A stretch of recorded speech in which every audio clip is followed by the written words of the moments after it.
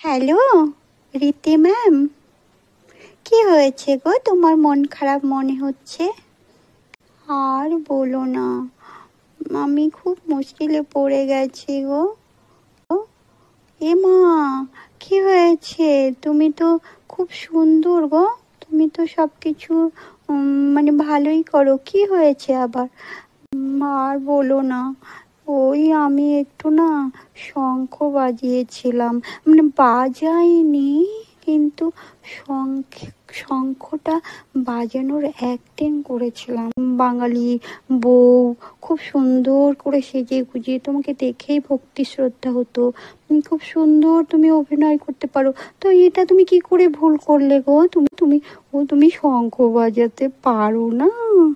ও, দাঁড়াও দাঁড়াও, আমি শিখিয়ে দিচ্ছি। উ, এরকম করে শঙ্খ বাজা করে পারবে? হ্যাঁ হ্যাঁ, আমি আসলে গালটা একটু ফোলাতে হতো, আমি তো পারিনি।